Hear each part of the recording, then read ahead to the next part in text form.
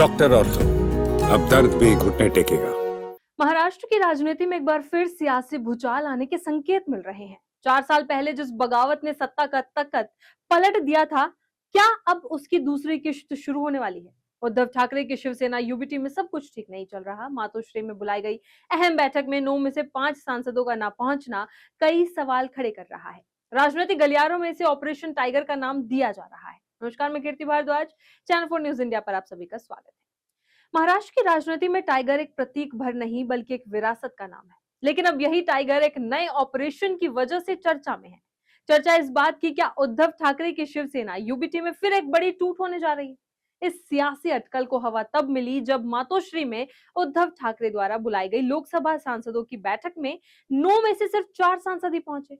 बाकी 5 सांसदों की गैर मौजूदगी ने राजनीतिक हलकों में हलचल बढ़ा दी। 4 साल पहले भी कुछ ऐसा ही हुआ था। पहले बैठकों से दूरी बनी, फिर असंतोष खुलकर सामने आया और आखिरकार पार्टी 2 हिस्सों में बंट गई। उस बगावत ने न सिर्फ मुख्यमंत्री की कुर्सी छीनी, बल्कि शिवसेना की पहचान को भी 2 धड़ों में बांट दिया। अब एक बार फिर वही सवाल उठ रहा है, क्या इतिहास खुद को दोहराने जा रहा है? वहीं इस पर उद्धव ठाकरे का कहना है कि अगर कोई जाना चाहता है तो खुशी खुशी जाए। आज मेरा समय नहीं है, लेकिन कल जरूर आएगा। तब तक संघर्ष करना होगा। उद्धव ठाकरे का यह बयान सिर्फ एक प्रतिक्रिया नहीं, बल्कि एक राजनीतिक संदेश माना जा रहा है। उन्होंने साफ शब्दों में कहा कि जो लोग पार्टी छोड़ना चाहते हैं, उन्हें जबरदस्ती रोकने का कोई मतलब नहीं है। उद्धव ने अपने पुराने अनुभव का जिक्र करते हुए कहा कि 2022 की बगावत की भनक उन्हें पहले ही लग गई थी, लेकिन उन्होंने किसी पर दबाव नहीं बनाया, ना किसी के खिलाफ जांच बैठाई और ना ही किसी को रोकने की कोशिश की।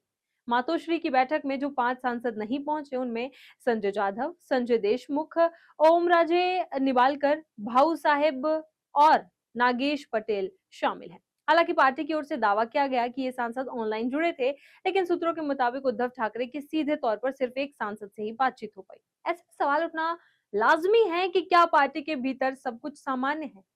सियासी अटकलों को और बल तब मिला जब बैठक से दूर रहने वाले सांसद संजय देशमुख की मुलाकात दिल्ली में शिंदे गुट के केंद्रीय मंत्री प्रताप राव जाधव से हुई।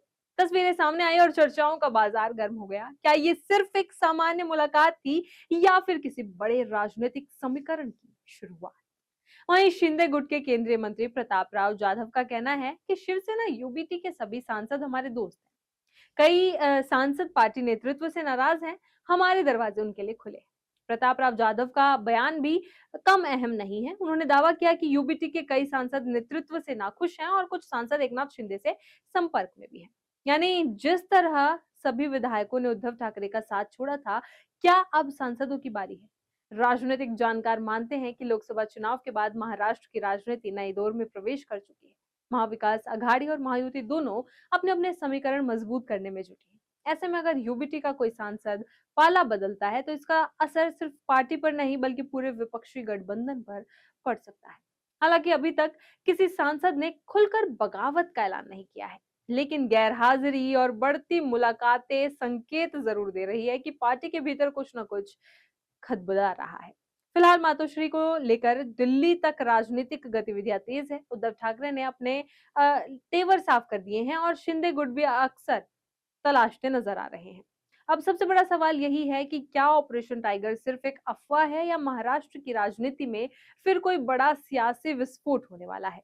इस तरह खबरों के लिए बने रहे चैनल 4 न्यूज इंडिया के साथ।